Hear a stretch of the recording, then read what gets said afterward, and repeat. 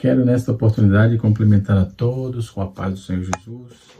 Estamos aqui de novo, outra vez, para gravarmos nesta oportunidade a aula de número 8 da classe dos adultos. Estamos estudando um assunto interessante na classe dos adultos, a carreira que nos está proposta, né? E neste dia 26 de maio estaremos estudando a lição de número 8, uma lição muito importante. Estamos vindo aí de uma maratona sobre a caminhada da fé, sobre a escolha da porta estreita, sobre o céu, sobre como se conduzir na caminhada, os inimigos do cristão, as nossas armas espirituais, o perigo da murmuração, não é? Que foi na lição passada. E agora vamos estar estudando a lição de número 8, que tem como título Confessando e Abandonando o Pecado. Confessando e Abandonando o Pecado. O comentarista escolheu dois textos aqui. O primeiro texto é Salmo 51, versos de 1 a 12, e 1 João capítulo 1, versículo 8 a 10. O texto áureo nos diz assim: O que encobre suas transgressões nunca prosperará, mas o que confessa e deixa alcançará misericórdia. Provérbios capítulo número 28, versículo 13. A verdade prática nos diz isso, nos diz assim: para desfrutar um caminho de restauração e reconciliação com Deus, precisamos confessar o pecado e abandoná-lo de uma vez por todas. No capítulo, em Salmo 51, está escrito, verso 1: Tem misericórdia de mim, ó Deus, segundo a tua benignidade, apaga as minhas transgressões segundo a multidão das tuas misericórdias. Lava-me completamente da minha iniquidade e purifica-me do meu pecado, porque eu conheço as minhas transgressões e o meu pecado está sempre diante de mim. Combati contra ti, somente pequei, contra ti, somente pequei, fiz o que os teus olhos é mal, para que seja justificado quando falares o puro, quando julgares. Eis que a iniquidade foi informado e em pecado me concedeu minha mãe. Eis que amas a verdade no íntimo e no oculto me fazes conhecer a sabedoria. Purifica-me como isopo e ficarei puro. Lava-me e eu ficarei mais alvo que a neve. E o capítulo 1, verso 8 de 1 João está escrito: Faze-me ouvir júbilo de alegria, para que goze os ossos que tu quebrastes. Esconde a tua face dos meus pecados e apaga todas as minhas iniquidades. Cria em mim, ó Deus, um coração puro. Não, na verdade eu estou no versículo 8, do capítulo 51. Faz-me ouvir o júbilo de alegria, goze os teus ossos quando tu quebraste, esconde a tua face dos meus pecados e apaga todas as minhas iniquidades. Verso 10. Cria em mim, ó Deus, um coração puro e renova em mim um espírito reto. Um espírito reto. Não me lances fora da tua presença e nem retire de mim o teu Espírito Santo. Torna a dar-me a alegria da tua salvação e sustém-me com o seu espírito, com um espírito voluntário. Em 1 João capítulo 1, verso 8 está escrito: Se dissermos que não temos pecado, enganamo-nos a nós mesmos e não há verdade em nós. Se confessarmos os nossos pecados, Ele é fiel e justo para nos perdoar e nos purificar de toda a injustiça. Versículo 10. Se dissermos que não pecamos, fazemos-nos mentirosos e a tua palavra não está em nós. Então nós temos aqui um texto muito interessante, que é o texto bíblico em classe, ou seja, um texto que é lido na classe, para ser lido na classe sempre, e assim sucessivamente. Então, o tópico de número 1 nos fala assim: confissão de pecado. E tem aqui a definição, já vamos trabalhar. O tópico de número 2 nos apresenta o perigo do pecado não confessado. E o tópico de número 3 nos fala da confissão do pecado, um caminho de cura e restauração, tá certo? Para entendermos bem essa questão da confissão do pecado, nós vamos ver a definição do verbo aqui, o verbo confessar da palavra hebraica yada, né? Que aparece aí como jogar, atrair, lançar, né? É uma palavra que vem da raiz verbal rada, que significa estender a mão, né? Esta palavra está presente 900 vezes no Antigo Testamento e aparece com o sentido de tomar conhecimento, saber, reconhecer. Então a palavra aparece no Antigo Testamento no contexto de confissão do pecado, né? E nós vamos ver em Salmo 32, verso 5. No Novo Testamento, o verbo grego para confessar é homologel, que significa concordar com, conferir, conceder. Então essa palavra é composta de da raiz homo, junto de pessoas reunidas, e de logos, que é ato de falar. Então a palavra homologel ocorre 25 vezes no Novo Testamento, 25 vezes no Novo Testamento, né? E nós vamos ver que é um verbo grego importante para essa questão, para confessar, que exomologel aparece em Mateus capítulo 3, verso 6, né? E nós vamos poder observar que significa confessar, conhecer abertamente para a honra de alguém, reconhecer alegremente para a honra de alguém, prometer biblicamente que fará algo e comprometer-se com logo, né?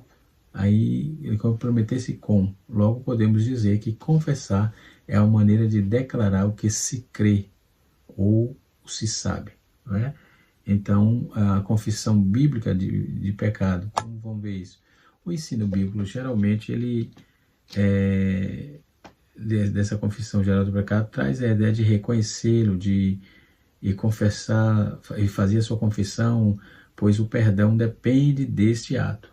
O perdão depende desse ato, certo? Então podemos observar de uma forma bem abrangente dentro desse contexto, né? É importante ressaltar, porém, que segundo os ensinos bíblicos, era tão somente depois da confissão de pecados, né, que se poderia viver de uma forma abundante, né? Então, podemos observar dentro desse quesito, dentro dessa questão, toda essa importância que temos e está contida aqui no texto, não é? Então, podemos observar que essa questão da confissão é uma necessidade, né? Mas tem que confessar e deixar. É o que está escrito no texto. Não tem... tem que confessar e deixar. Quem confessa e deixa alcança misericórdia, né? Então, nós podemos observar que dentro dessa confissão bíblica, não é? Dentro do pecado, né? Que alguém cometeu, então precisa que haja perdão, precisa que haja confissão e abandono de pecado, entendeu? Então, dentro dessa visão bíblica que a lição está proposta. Inclusive a palavra-chave é confissão, não é? A palavra-chave aqui é confissão. E quando vamos ver dentro dessa questão, confessando e abandonando o pecado, não é? O símbolo de confissão do pecado. No ato da confissão do pecado, a pessoa reconhece de maneira autônoma os pecados cometidos e que por isso se encontra indigna de estar na presença de Deus. Então, ela reconhece sua natureza pecaminosa diante do Altíssimo. Então, em arrependimento sincero e em confissão, busca o que lhe é garantido por meio da palavra. Então, o perdão, assim que quem experimenta o ato sincero e humildade da confissão de pecado, alcança aí a misericórdia de Deus, né? Então, a alma é consolada e a vida espiritual é restaurada, né? Podemos observar que no Salmo 51, como vamos observar, o texto fala do conselho de pecado e suas consequências, né? Dentro da perda da salvação e também da presença de Deus, da vitalidade da igreja, da vitalidade, perda da alegria, da igreja não, da alegria. E aí enfatiza a preocupação, Davi traz uma preocupação dentro disso, enfatizando que Davi não foi um fato não foi o fato de perder o trono, mas de perder a comunhão com Deus, né? O problema de Davi não foi esse negócio de trono. Explique que aí nós vamos ver que esse salmo de confissão é atribuído a Davi, alusivo somente em que o profeta Natan revelou seus pecados, né?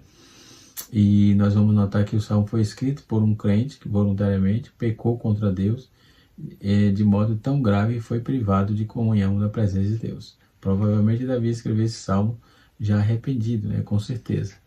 Podemos observar isso, né? E tem um comentário aqui na Bíblia de Estudo Pentecostal, edição global, que tem um vislumbre interessante, né? Dentro dessa questão. O comentarista fez uso também desse pequeno comentário, né? O perigo do pecado não confessado. Esse é um problema. O perigo do pecado não confessado. É preciso ter cuidado, porque quem confessa e deixa alcança misericórdia, mas os que cobrem os seus pecados não prosperará. Provérbios 28, versículo de número 13. Os males dos pecados não confessados. Quando lemos e analisamos Provérbios capítulo 28, verso 13, percebemos que a confissão de pecado não se trata apenas de um ensino judaico, mas também cristão. Então, a Epístola de João corrobora com a necessidade de confessar o pecado e deixá-lo e alcançar o perdão, né? Em contrapartida, quem ignora a confissão de pecado oculta ou viver em vida de aparência, não é? Quem ignora isso, ele gosta de viver de vida de aparência. E isso é um problema, uma problemática, porque dentro de todo o contexto do texto bíblico, nós podemos observar que Davi, por exemplo, né, ele estava ali tentando se esconder, e de repente o profeta Natan veio e trouxe para ele um despertar. E ele tinha que tomar uma atitude dentro daquela questão, que a atitude era confessar e deixar. Tem gente que gosta de viver de uma vida de aparência, logo tem a morte espiritual totalmente decretada, porque não tem o que fazer, porque o pecado ele traz esse tipo de problemática, né, de pecado não confessado, gera morte, né? E assim sucessivamente. Então, o homem segundo o coração de Deus, que procurou ocultar do Senhor seus pecados, né? Isso era Davi. Então, as consequências do pecado de Adão e Eva, por exemplo, dentro da realidade bíblica do pecado, pode ser vista no primeiro casal, por exemplo, quando pecou e por isso recebeu a sentença de vida, né? Além disso, nossos primeiros pais perderam o direito de viver no ambiente mais perfeito e mais belo que Deus criou. Por isso, a vida de Adão e Eva, né? A vida de Adão e Eva, há consequências trágicas do pecado, tais como alteração da condição física de ambos, a transição da natureza imortal para mortal, diversas transições no gênero humano e na natureza.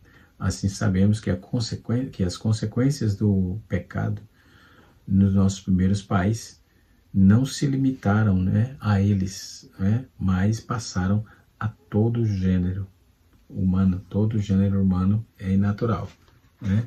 Então, realmente é um negócio que traz uma problemática para todo mundo, né? Para todo mundo, principalmente para o pecador e para dentro do contexto geral. No caso de Adão aqui, por exemplo, não teve outra alternativa, né? E o pecado ele se expandia, né? Porque é o primeiro homem, então precisava Deus intervir, entrar com ação, não é?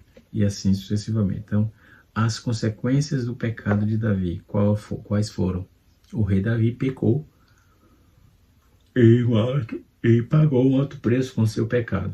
A Bíblia mostra que por isso a espada não sairia da sua casa, conforme está escrito em 2 Samuel, capítulo 12, verso 10 a 12. Né? Os capítulos 11 e 12 de 2 Samuel revelam o conflito de consenso e o senso de culpa, aliás. Né? O conflito e o senso de culpa que marcaram a vida de um homem que por certo tempo ocultou seu pecado. Trouxe a ele prejuízo. Isso acontece com todo ser humano, né? Com todo ser humano. É sério o negócio, seríssimo, né? Então a Bíblia mostra que por isso que a espada não não se afastaria dele, né? Então quando vamos ver que esse conflito e senso de culpa que marcava a vida de Davi, trazendo-lhe enfermidades morais e aflição que levavam a gemidos, né? O Salmo 32 mostra que se mantém em silêncio, não confessado seu pecado, Davi enfraquece cada vez mais, perdendo vigor espiritual. Já o Salmo 51 mostra a confissão do pecado do rei, né? Reconhecendo todos os seus erros, a fim de que eles fossem perdoados e o salmista purificado, né? Isso um negócio complicado, porque se o pecado é praticado e quem confessa e deixa alcança a misericórdia, então tem que ter cabal, confessou e deixou, né? Quem confessa e deixa alcança a misericórdia, e para isso tem que deixar totalmente, entendeu? E assim sucessivamente. Não tem muito o que fazer, tem que confessar e deixar. É o que está dentro do texto, né? E não temos muito questões acima dentro desse contexto, não é? Porque no tópico número 3 nos apresenta assim: a confissão de pecado, um caminho de cura e restauração. Então, o ponto culminante de quem cometeu um pecado é o perdão, é a confissão, consequentemente o perdão, entendeu? Então, tem que haver essa junção, senão não tem como haver perdão, porque se houver pecados escondidos, né, nós vamos observar que quem confessa e deixa alcança misericórdia, mas o que cobre suas transgressões serão desarraigados, né? Terá dificuldades extremas, né? Então, o pecado e suas consequências traz ao homem coisas totalmente prejuízo total, né? Mas o que é pecado dentro desse contexto? Pecado é aquilo que transgride a lei de Deus, sendo aí contrário ao seu caráter, né? E na Bíblia existe vários termos sobre os que são empregados se referir ao pecado, que possui diferente significado, enfim. Nós vamos observar que a palavra hebraica para pecado é chata, que significa desviar do caminho, não é?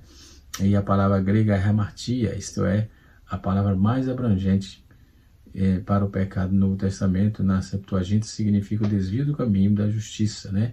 Tem a diquia também, que é injustiça, tem o anomos, que é uma da palavra para se referir a transgredir, para se referir aquele que transgride a lei, né? Tem a paraptoma, que é algo que uma ofensa ou transgressões deliberada, e tem o poneros. Poneros geralmente refere-se à iniquidade moral, né?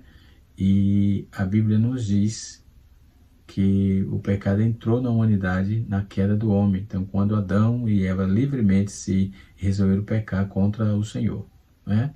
E a partir dali, o pecado contaminou aí a natureza humana, de forma que fez com que o homem se encontrasse num pleno estado de depravação, de incapacidade de se livrar do pecado, e fazer o bem em relação a Deus. Em outras palavras, nós, após aliás o pecado ter entrado no mundo, por sua própria natureza, todas as faculdades do homem, incluindo as decisões, desejos, vontades, estão inclinadas para o mal, né? E assim sucessivamente. Então, aí temos as punições que Deus estabeleceu para essa questão. O Deus tem um caráter santo, exige também que sejamos santos, né? Então, naturalmente, por conta desse padrão de santidade, a justiça de Deus requer que todos os pecados sejam punidos, né? E essa punição ocorre tanto na vida quanto na vida do porvir. Então, precisa pedir perdão agora, precisa confessar agora, para que seus pecados sejam perdoados agora. Bendito seja o nome de Jesus. Então, quando vamos ver a confissão do pecado, um caminho de cura e restauração. Confessando o pecado a Deus, segundo o ensino bíblico, confissão de pecado deve primeiramente ser dirigida a Deus, por intermédio de seu Filho, Jesus Cristo, pois é Ele quem perdoa nossos pecados, né? Ao longo do seu ministério, Jesus também disse à mulher pecadora: os teus pecados te são perdoados. Na oração do Pai Nosso, o Senhor Jesus ensinou: Pai Nosso, perdoa-nos as nossas dívidas, assim como nós perdoamos os nossos devedores. Mateus capítulo 6, verso de número 12. Em 1 João capítulo 1, lemos que todo o nosso pecado deve ser confessado a Cristo. Dessa forma, perdoar pecado é uma prerrogativa de Deus Pai, por intermédio do nosso Senhor e Salvador Jesus, mediante a sua obra vicária, a sua obra no Calvário, ok? E assim sucessivamente. Não tem outra forma para que haja perdão de pecado. Só o Senhor perdoa os pecados da humanidade, ok? E quando vamos observar dentro desses parâmetros, né, alcançando a cura e restauração, né? O texto áureo da presente lição nos apresenta que oculta o pecado é decidir por trilhar uma jornada de sofrimento espiritual e emocional. Está aqui, na verdade, prática, né? No texto áureo da lição, no caso, que a quem encobre as suas transgressões nunca prosperará, mas o que confessa e deixa alcança a misericórdia, né? Em Provérbios 28, 13. E, enfim, então podemos observar que dentro desses parâmetros, né, sobre os pecados e o perdão do mesmo, né? Então ele é confessado a Deus, né, e Deus se encarrega de perdoá-lo, certo?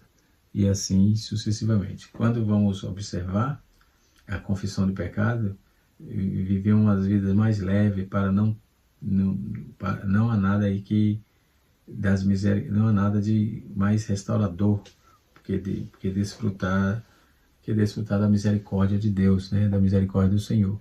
Então não há nada mais conservador ou consolador do que confessar o pecado e deixar definitivamente, pois assim encontraremos descanso para a nossa alma. Todo esse processo de confissão e abandono do pecado revela a eficácia, né? A eficácia do ministério da reconciliação de Deus por meio de Jesus Cristo, né? Conforme está escrito em 2 Coríntios capítulo 5, 2 Coríntios capítulo 5, verso 18, né? Quem faz assim encontra o caminho de cura e restauração, conforme vamos lendo na palavra de Deus do salmista: enquanto que eu me calei, envelhecer os meus ossos pelo meu bramido em todo dia. Então confessei-te o meu pecado e a minha maldade não encobri. Dizia eu, confessarei ao Senhor as minhas transgressões, e tu perdoastes a maldade do meu pecado. Salmos 51, verso 3 e 5, ok? E assim sucessivamente. Então podemos observar o quanto é importante a questão da confissão do pecado. Quando vamos observar, será que Deus continua a perdoar, mesmo se você estiver cometendo o mesmo pecado? Vamos responder essa questão, essa pergunta. Vejamos, para responder essa pergunta, vamos dar uma olhada nas passagens bíblicas das Escrituras. A primeira é encontrada aqui nos Salmos, como o Oriente está longe do Ocidente, Salmo 103, verso 12, assim ele afasta para longe as nossas transgressões. Um dos truques mais eficazes de Satanás faz com que os cristãos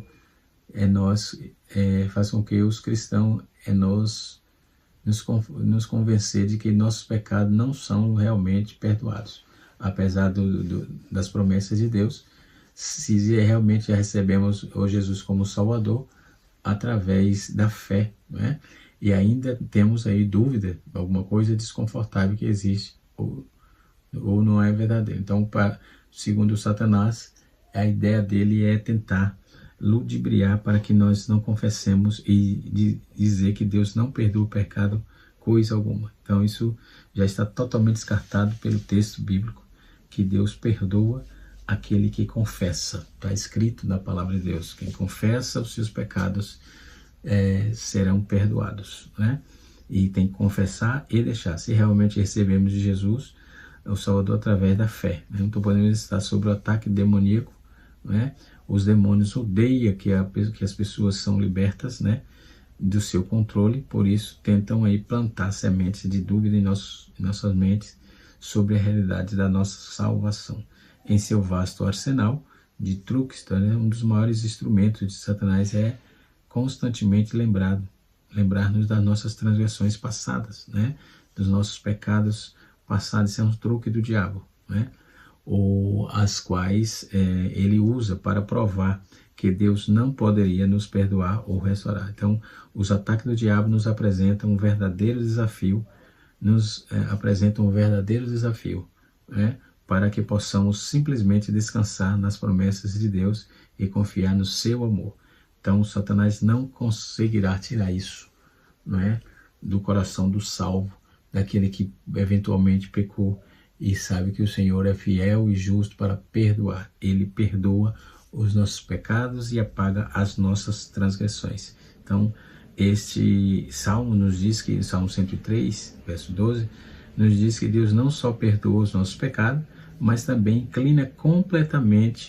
elimina também completamente da sua presença. Isso é uma coisa muito profunda e, sem dúvida, esse é o conceito difícil para entendermos, o que explica que é tão fácil para que nos recuperemos, né, com o perdão ao invés de aceitá-lo, né?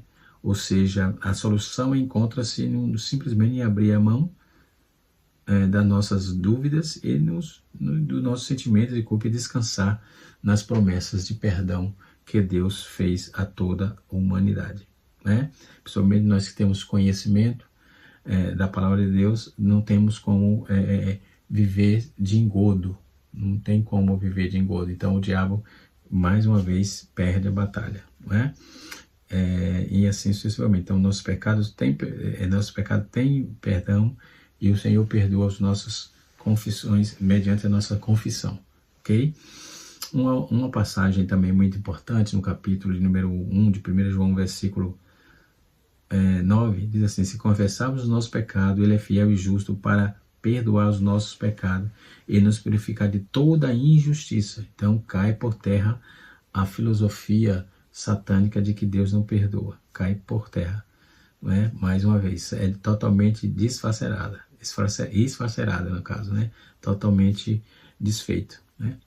Que promessa incrível, né? Deus perdoa os seus filhos que pecam, que se aproxima dele, é uma atitude de arrependimento e pedirem para serem perdoados. A graça de Deus é tão grande que pode purificar o pecador do seu pecado E será que pode nos tornar filhos de Deus e pode nos tornar filhos de Deus de forma correspondentemente tão grande, mesmo quando tropeçarmos ainda, podemos ser perdoados, tá certo? É isso que diz a palavra. Em Mateus capítulo 28, versículo 21 e 22, diz assim: Então Pedro aproximou-se de Jesus, e Jesus, quantas vezes deverei perdoar o meu irmão quando ele pecar contra mim? Até 7 vezes? Jesus respondeu: Eu lhe digo, não até 7 vezes, mas 70 vezes 7. Pedro provavelmente achou que estava sendo generoso, ao invés de pagar uma promessa que havia pecado contra ele em uma retribuição igual. Então Pedro sugeriu a dar ao próximo um espaço, né? Então até 7 vezes. Pela 8ª vez o perdão e a graça a cobrir. Entretanto, Cristo desafiou a sugestão de Pedro e ao dizer que o perdão é infinito. O perdão é infinito, desde que haja confissão. Então isso é um truque que Satanás tentou jogar, mas não deu certo e jamais dará certo. O Senhor perdoa os nossos pecados, desde que confessemos e deixemos os nossos pecados. Nossos pecados serão perdoados cabalmente e jogados no mar do esquecimento. Que Deus abençoe a todos, que o Espírito de Deus continue falando em cada coração. E até a próxima aula, se Deus assim nos permitir. Canal Rascunho da EBD, ensinando para transformar vidas. Um abraço e até a próxima aula, se Deus assim nos permitir.